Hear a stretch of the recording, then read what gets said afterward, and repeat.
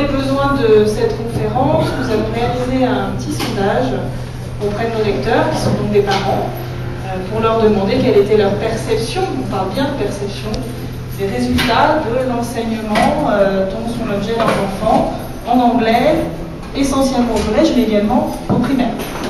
Donc je vais commencer par plomber un peu l'ambiance, désolée. Mais en tout cas, les parents aujourd'hui sont assez unanimes.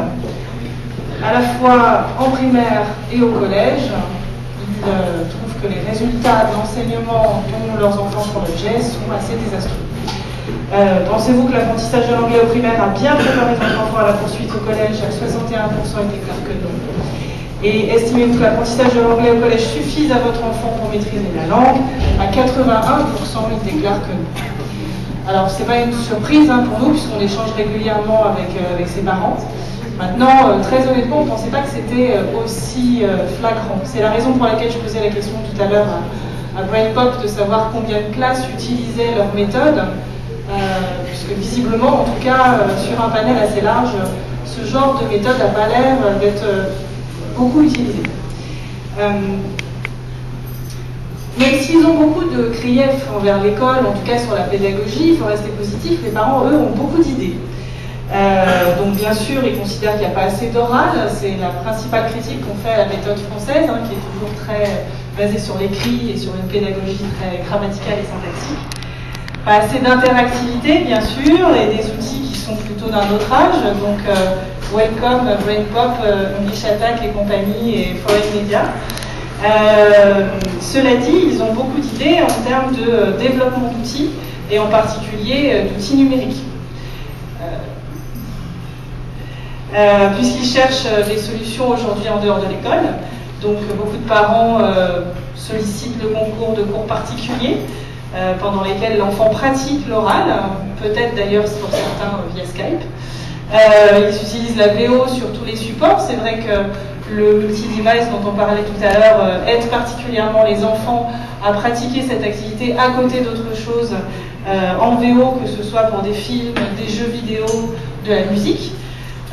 Et puis bien sûr l'immersion, il y a énormément de gens aujourd'hui dans le domaine des séjours linguistiques qui se positionnent sur des nouvelles approches aussi du séjour linguistique sous forme de campus en Angleterre ou aux États-Unis.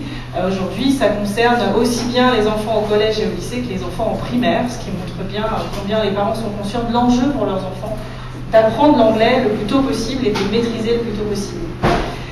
En matière numérique, ils sont à plus de 90% favorables à l'utilisation de ces outils à l'école, donc il y a encore un bel avenir pour toutes les startups dans l'univers de l'anglais à l'école, puisque les parents sont conscients du fait que les nouvelles technologies sont très bien adaptées à l'apprentissage par leurs enfants, puisque leurs enfants les maîtrisent mieux qu'eux. Ça fait partie quand même des outils que les parents continuent d'apprendre à connaître tandis que leurs enfants sont nés avec. C'est une génération qui est complètement connectée. La ludicité dans la pédagogie est extrêmement importante et aujourd'hui, si elle manque à l'école, elle est présente au cœur de toutes les approches dont celle qu'on nous a présentées. Et puis également, ça permet effectivement de coller à ce qui fait leur passion. On nous a dit pourquoi ils n'apprennent pas l'anglais avec One Direction, par exemple. Vous parliez tout à l'heure de Lady Gaga, enfin c'était un exemple de cet ordre. Voilà, donc effectivement, malheureusement, en tout cas, les parents aujourd'hui, on parlait de stress pour cette génération Y. La génération Y ne supporte pas le stress, mais alors s'il y a bien des gens qui sont stressés, c'est les parents. Eux sont en demande, ils sont en demande d'être accompagnés, et si l'école ne trouve pas de solution, eux en trouvent. Alors cela dit, j'ai quand même une anecdote, peut-être à l'attention des gens de l'Éducation nationale.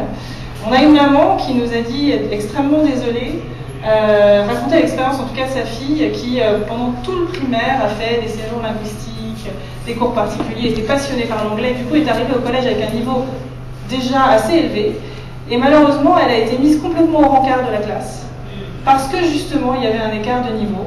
Et ce nivellement vers le bas, c'est aussi probablement ce qui fait un peu le désespoir de tous ces parents.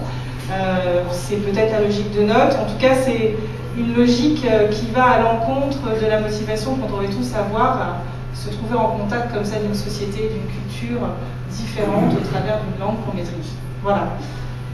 Merci beaucoup.